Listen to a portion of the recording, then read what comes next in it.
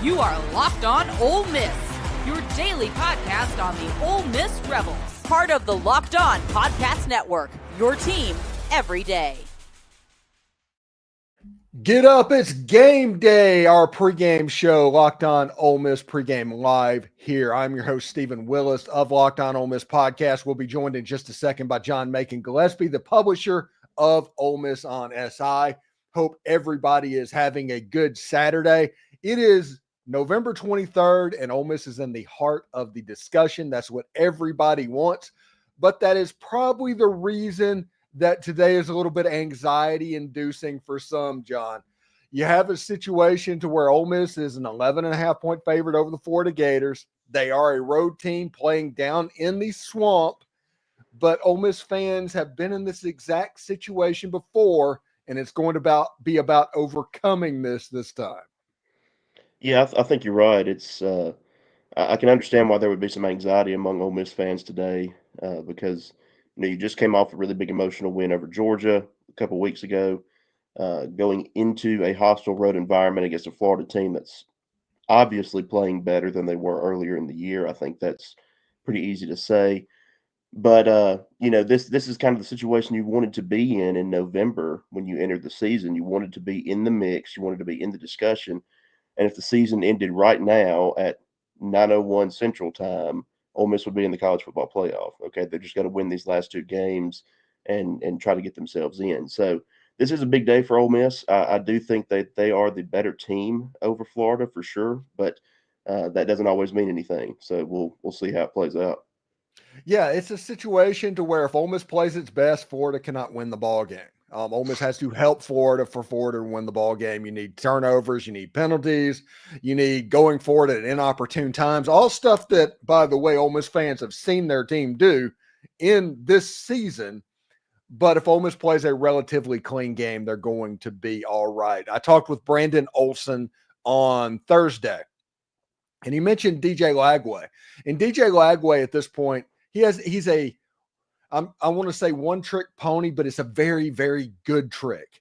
He is very good at throwing the ball downfield outside the numbers. And Ole Miss, if you remember the Kentucky game, struggled with the deep ball on that 4th and 7 that Kentucky was able to convert on that final drive. It's going to be imperative that Ole Miss's secondary is prepared to handle the deep ball. Elijah Badger is a really good wide receiver for Florida, but the thing about DJ Lagway is he's not going to be asked to drive the ball down the field with short and intermediate passes. He is the worst quarterback, according to PFF, in the Power 4 at short and intermediate passes. He's the best in deep passes. So the key to this game, obviously, John, has to be the defensive line, because if they don't have time to make those deep passes, they can't make those deep passes. That's absolutely right. I fully agree with that. I think that and Lagway has obviously struggled with an injury a few weeks ago, and he missed a little bit of time after that. But the defensive line being able to get to DJ Lagway today, and I feel like that's been a key for the last few weeks too. I mean, the defensive line being able to get pressure on the quarterback like they've been able to do so well all season long, I think is huge today. Because if you don't give him time to let those deep routes develop down the field where he can be so dangerous, that's obviously going to help out your secondary. The secondary needs to be locked in too on those plays, but if you're able to get to the quarterback and not let those deep routes develop, that's going to be huge in slowing down a very talented, albeit young, DJ Lagway today.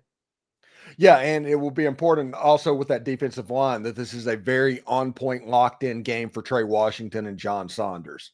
Those two safeties are going to have a lot of work to do, because Billy Napier gets a lot of grief about his offensive scheme, but what he is pretty good is scheming up spurting deep balls from time to time and hit.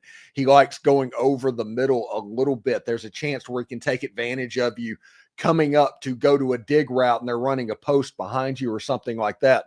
So it's going to be imperative for John Saunders and Tre Washington to cover that up. But yesterday when Princely Amon-Mielen got to Gainesville, he was wearing, I forget what it's called, but it was basically a Florida ski mask. He remembers how he was treated when he walked out the door. He wanted everybody to know that. And we know that 9 times out of 10, what the player shows up in doesn't mean that much. But that one time when there's a special game, he's not the player with that offensive line with a quarterback that is immobile or less than mobile than he normally is to tick off and to have ready to play. Yeah, I think this is a game that he's had circled since he made the decision to come to Oxford, right? I think this has been on his mind. Now he obviously has stated, just like every other player will, that he's taking it one game at a time. But I think that this one's going to come with a little extra salt for him, right? Because this is one that he wants to show up and show out in front of his former home crowd. That's having a ticked off Princely Umanmielen on the other side of you, I think, is a scary thought a little bit, because he can obviously wreak havoc on offensive lines and get in the backfield and cause problems. So I really will be interested to see how he plays today, 100%. Yeah, so I think Billy Napier understands what the assignment is today. At least I like to think that he is going to understand the assignments. If he doesn't, they were probably right in the early season when they wanted him gone. But if you have a quarterback that is immobile, you need to do what you can to keep him from getting hit, which means they're going to run a lot of screens. They are going to run a lot of hitches. They are going to run the ball with Jaden Baugh, who is a 235-pound running back. That's a true freshman that is pretty good. And they're going to try and string together some first downs to drain clock. I think that's the plan. The problem is, I talked to Brandon, and like I said earlier, 9 possessions out of 11 against LSU's defense last week was less than 5 plays. LSU's time of possession was nearly 40 minutes. That game against Florida last week was a game that LSU lost more than Florida won. So if that happens again, I do not think Florida can survive this game if Ole Miss has a time of possession even north of 30 minutes. Oh yeah, no, I think you're pretty accurate there. I mean, I had forgotten. I saw that after the game last week between LSU and Florida, the big discrepancy in time of possession, and you don't see that a ton, really. I mean, where it's that big of a discrepancy like that. But I think that's a really good way of putting it. That it felt like LSU really lost that game more than Florida really forced a win. Sort of. I mean, Florida took advantage of some opportunities for sure. But it was a game that LSU kind of felt like they let get away there a little bit. So, yeah, I think you're right. If Ole Miss is able to have a time of possession 30-ish, yeah, something like that, I think that's going to be difficult for Florida to combat. Yeah, and we've seen the different Lane Kiffin over the last couple of weeks as Ole Miss became a more complete football team. You saw kind of a difference in the way that he is coaching games. He is becoming, honestly, that Nick Saban, that Kirby Smart, end every possession with a kick because the defense is so good. And as long as he can do that, he's going to be fine. I think the worst thing that Lane Kiffin can do today is, no matter what happens, going for a 4th and 1 or 4th and 2 in minus territory today in the swamp. It's a sold out swamp. They have energy. It's senior day. They're going to be excited in the beginning. Do not fall into the trap of going for it. Kick the ball and just play football. I don't think their offense is good enough to where they're going to do something that you can't come back. And that's something that you and I have kind of been advocating for half the season, maybe more than that. I mean, wanting to play into that defense a little bit, and I think Lane is definitely doing that right now. I mean, he for sure did it against Georgia. I mean, because the majority of the points in that game, or a large part of the points in that game, came from the leg of Caden Davis, right? So being able to come away with points when you know your defense is stout enough to slow down and or stop the opposition is huge, because Ole Miss is going to be able to get its touchdowns today at some point, right? It doesn't have to be every possession. Just come away with points, let your defense do what it's supposed to do and what it has done for the majority of the season.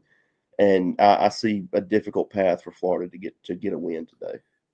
Thanks again for checking out the Locked On Ole Miss pregame live with John Macon Gillespie, the publisher of Ole Miss on SI. When we come back, we're going to talk about paths to victory for Florida and Ole Miss, the ways that they can win the football game. Hey, stick around. All right, folks, it's time to level up your football season with PrizePicks. It's the ultimate way to add some real excitement to your game day. Whether you're a stats guru or just love the thrill of daily fantasy, PrizePicks makes it simple and fun to turn your sports knowledge into real cash prizes. Here's what sets them apart. You can win up to 100 times your money with as little as 4 correct picks. That's right. Just pick more or less on player projections like rushing yards, touchdowns, passing completions, and you can win. PrizePicks is the only real money daily fantasy platform with an injury insurance policy. So if one of your players gets injured in the first half, your lineup doesn't get dead, essentially. Your lineup stays live and you can still win. They've made everything so fast and secure. Withdrawals can hit your account in as little as 15 minutes. And now they even offer Venmo for deposits and payouts. This week I'm looking at the football board and I'm saying, yeah, give me more than 1.5 passing touchdowns for Patrick Mahomes and more than 83.5 receiving yards. Yes, for Justin Jefferson. It is so easy to play. Just open the app and make your picks in under 60 seconds and let the fun begin. It's been a blast sharing the picks with friends, and the injury insurance gives me a ton of peace of mind.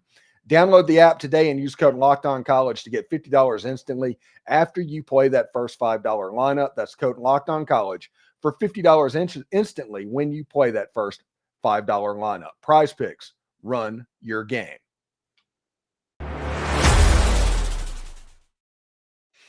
All right, John, paths to victory in this game. I think for Ole Miss has the better football team in this game.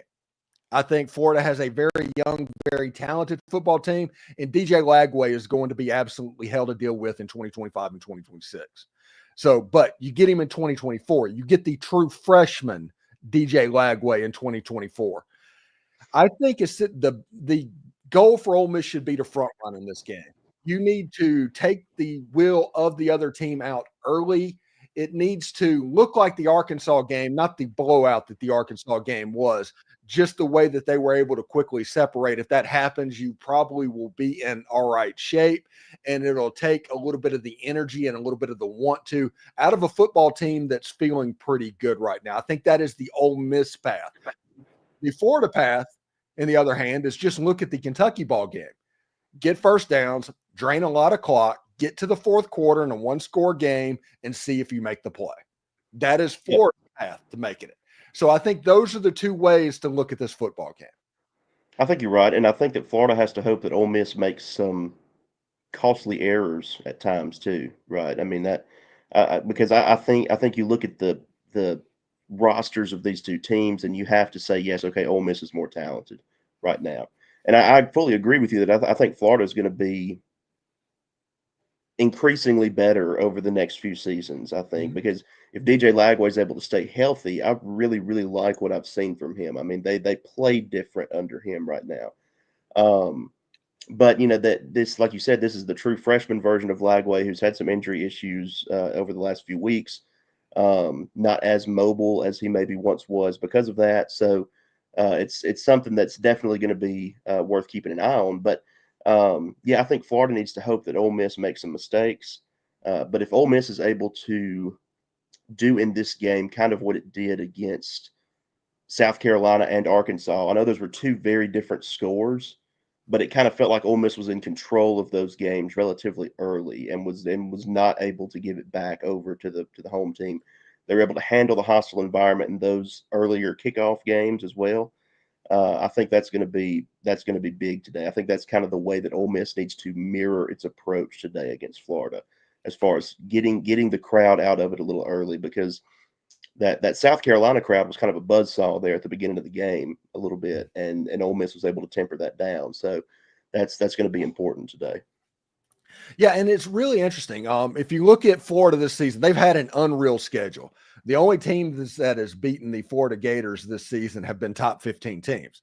The downside for Florida is they're playing another top 15 teams.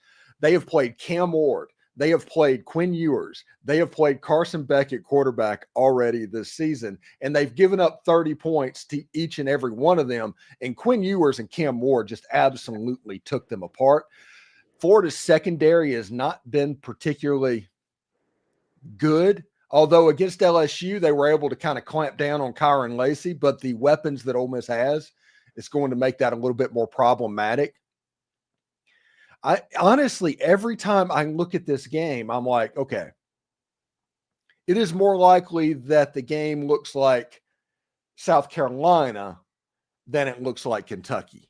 I think this is a bad matchup for the Florida Gators, if we're going to be honest. That's how I feel too. And I honestly, this may be kind of a dumb moment, but I think if Ole Miss and Kentucky were to replay that game even a week after it happened, I think that has a different result than it wound up having. Not to kind of try to rewrite history or anything, because that loss did happen, but I think that this Ole Miss team is playing differently than it was to open SEC play, and it's also healthier now than it has been all season. I mean, you're talking about weapons. Excuse me, Tre Harris being back today, I think can be really big as long as they don't try to strictly run the offense through him. I think the offense needs to look like what it's looked like the past few weeks, but Harris being involved again is going to be pretty problematic, I think, for, like you said, a Florida secondary that has struggled at times this season. And if you want to look at the availability report today, Tre Harris is not on it, and he is going to play. I think Pete Thamel even said on game day that he was going to play as well. Logan Diggs, on the other hand, is listed as out. He was questionable earlier in the week. I think that's just just them being overly cautious with Logan Diggs. I think there's a chance he's back for Mississippi State a little in some capacity. Not necessarily, he's not going to be getting 20 carries a game. And then you have like a month almost, if you make it into the playoffs, to where Logan Diggs can be honestly about full going in by the time December 20th rolled around. And Rashad Amos is listed as out. The other backup running back, he is out. When I said Amos, I was like, Diggs and Amos is out. And I just didn't even think about it on Twitter. And it was like, everybody's like, Tre Amos is out. I was like, oh, no. I didn't say that at all. And I was like, oh, yeah, I get it. Okay. It's weird having the running back version of Amos, yeah. Right? Yeah. It's like, there's more than one Amos on the team. I do apologize for that. But there's a lot going in Ole Miss's favor. Now, the one thing that we're going to touch on this just a little bit is the history of games like this that Ole Miss have had.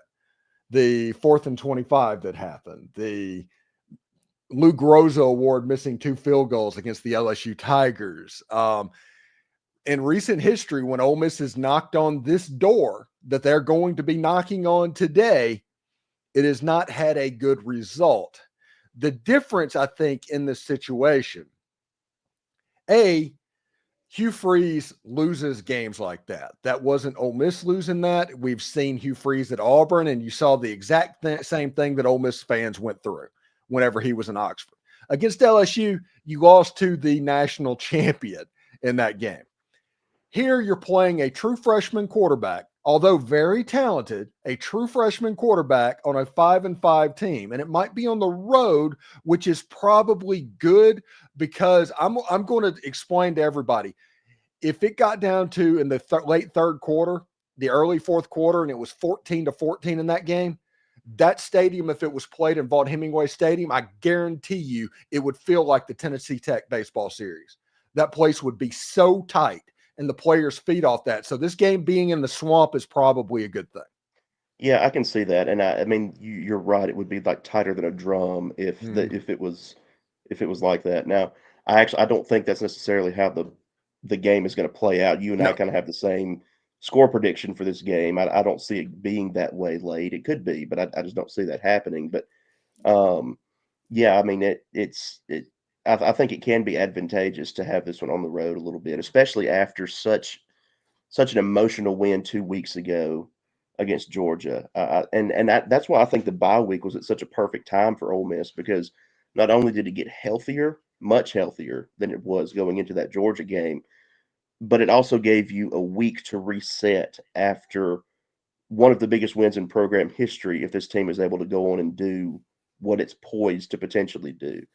Okay, after a field storming game, after you take down what has been the Goliath of college football for the last few seasons, I think you needed some time to reset and not come out flat the next week. And I think that's why the bye week was so advantageous for Ole Miss. Yeah, it should be really interesting. Like I said, and this is a game, and the problem is, if we are doing the instant overreaction after the ball game and we are unbelievably down and Ole Miss lost this game, it's Ole Miss's fault. It's nothing but Ole Miss, because everything is at Ole Miss's fingertips. And I've been saying this all week. I expect this team to look more like 2008 than 2003 than 2015. I expect this team to kind of continue ramping up what's going on. If you want to look at that 2008 season, Ole Miss went down to LSU. LSU was a decent team, not a great team that year. Ole Miss absolutely handled them to the tune of 31-13. Yeah, I think you're absolutely right. And to me, this team has felt really locked in since the second half of that Oklahoma game, which, I mean, came like one half after the loss to LSU, right? I mean, or a week and one half of football. Anyway, I think this team has looked and felt different since the second half of that Oklahoma game, and I don't see that really changing today. Now, I think this team understands what's at stake, and I think they've got enough talent to pull it off for sure. And like you said, if Ole Miss loses today, I do think it's definitely their fault that they lost. I don't think that Florida is necessarily going to outplay Ole Miss if Ole Miss plays a clean football game today, a clean and focused football game. I think that the Rebels will win if they're able to limit mistakes and play to their defense. Essentially, that's the two big things I see for them today. Yeah, but the important thing for Ole Miss fans to realize, if you allow Florida to beat you, they will beat you. That's the way they play. That's what LSU did. They let Florida hang in the game, and there were the athletes that could beat them, and that's exactly how it went on. And they do have a little bit of momentum right now. I mean, good for Billy Napier with everything he's had to go through this season. I fully agree. I mean, he was written off as, for lack of a better term, dead professionally.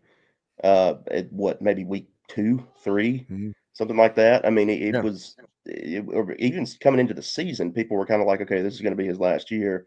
He's got a chance, even with a loss this week, to become bowl eligible and get Florida back to the postseason. And I think that would be a massive stepping stone for him now that it's said, hey, he's coming back next year. A massive stepping stone for him with DJ Lagway being what we think he can be in the years ahead. Yeah, I think it's really good for Billy Napier, what he's been able to do. Thanks again for watching the Locked On Ole Miss podcast. Pregame live with John Macon Gillespie, the publisher of Ole Miss on SI. When we come back, we will give our final thoughts on the game and our score prediction and games to watch. Stick around. Hey everyone, I've got something for you that's a real game changer. Zbiotics pre-alcohol probiotic drink, the world's first genetically engineered probiotic designed to help you feel great after the morning after night out. Created by PhD scientists, Zbiotics tackles those rough mornings by breaking down a toxic byproduct in your gut that's responsible for your hangovers, not dehydration like most people think. Look, I won't lie. I was a bit skeptical at first, but then while hanging out with some friends at a weekend barbecue, I decided to give it a try. I made Zbiotics my first drink of the night, followed by my usual drink. And the next morning, I felt amazing. It was like I hadn't even gone out the night before. No sluggishness, no grogginess, just ready to take on the day. So here's how it works. Zbiotics produces an enzyme that breaks down that toxic byproduct in your gut that is responsible for those rough mornings. Just remember, for best results, make Zbiotics your first drink of the night. Of course, drink responsibly. Head on over to zbiotics.com/lockedoncollege to learn more and get 15% off your first order when you use the code LockedOnCollege at checkout. That's all one word. Plus, Zbiotics is backed by 100% money-back guarantee. So if you're not satisfied, they'll refund your money, no questions asked. Remember, at zbiotics.com/lockedoncollege and use the code LockedOnCollege for 15% off. Try Zbiotics, the key to feeling your best after a night out.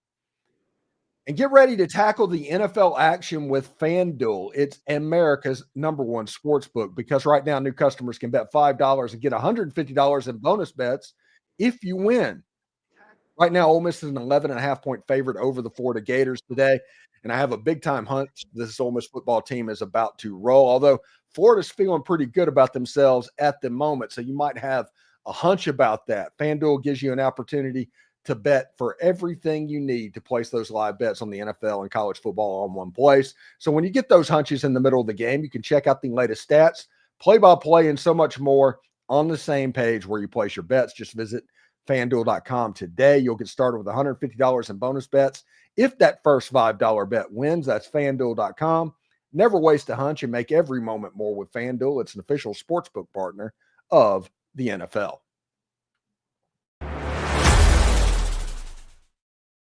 All right, John. In this game right here, we're looking at it. I think we have pretty much the exact same prediction for this game. I think we're going to go about getting there two different directions, but I think we're going to have the same score. I'm looking at Ole Miss winning 31-17 over the Florida Gators. And the way that I think that happens is it's a 31-10 game with a late score from the Florida Gators. Yeah, I see it being maybe 24-17, maybe 28-17, Ole Miss kicking a late field goal, something like that. When you put out in your insider group yesterday your final score prediction, I pretty much immediately texted you because I had our final score predictions piece in the chamber ready to go up, and I was like, hey, we have the exact same score prediction for this thing. Like, this is exactly how I feel like it's going to go. I think that Ole Miss will be largely in control of this game for the most part. I mean, once you get past the early crowd aspect of things and stuff that comes with a road game in the swamp, regardless of kickoff time, I think that Ole Miss is going to out-talent Florida today. I think that Ole Miss is going to play a relatively clean game for the most part, and I think they're just playing at a really high level right now. They figured out that, as crazy as it sounds, for a Lane Kiffin coach team, that the defense is the strength of this team, and that they are going to lean into that. And I think they'll be able to get to DJ Lagway enough today to disrupt some of those deep passes that he can be so dangerous with. And yeah, I think that Ole Miss is going to be able to kind of control the rhythm of the game and come away with a decently convincing win today. Hurston Williams asked the questions like, what do you think the biggest stat comparison will be from the game, and what's the biggest factor to winning the game? Well, I think it kind of comes back down to Ole Miss's defensive line a little bit, right? And that they lead the country in sacks and quarterback pressures against a true freshman quarterback today that can be dangerous. But I think if you're able to disrupt him, I think that's going to throw off a lot for Florida today. I think a lot of games for Ole Miss, however many they're going to have left, is going to come down to that defensive line and what they've been able to do to opposing backfields this season. So, John, what do you got going on at Ole Miss on SI in today's game coverage? Live update story that'll be going up in 30-ish minutes probably. We usually try to get up about an hour before kickoff, do some pregame stuff in that. Then we will have in-game breaking news if anything like that happens. I'll be handling that today. I'll be handling some tweets at John Macon Gillespie on X, formerly known as Twitter. Jaxson Harris will give us kind of a halftime recap, what happened in the first half. I'll be handling game recap duties, and then we'll be having a slew of post-game content throughout the rest of the night, potentially into tomorrow as well. Yeah, it should be a lot of fun. The media loves an early kickoff, man. We love to have an early kickoff and be able to sit back and get the bulk of our work done earlier in the day, and then be able to really enjoy the rest of the college football slate, because there's always something interesting going on the rest of the Saturday. Yeah, and of course, about 45 minutes after the final whistle in the ball game, you can tune into the Locked On Ole Miss YouTube channel and check out the instant overreaction, to where we'll either be unbelievably elated and get ready for the Egg Bowl, or unbelievably deflated and looking ahead to the Egg Bowl as well. So that is what we'll be looking for today. Anyway, John, thank you very much for stopping by. We'll talk to you next Friday morning and get ready for that ball game. But good luck today with the game coverage, and hope everybody gets some good stuff, because I'm going to be honest, if this game goes the way that I think it's going to go, everybody has the chance to make all the money. I think so too. I fully agree. Thank you, Steven. All right, buddy. Take care, and we'll talk to you later. All right.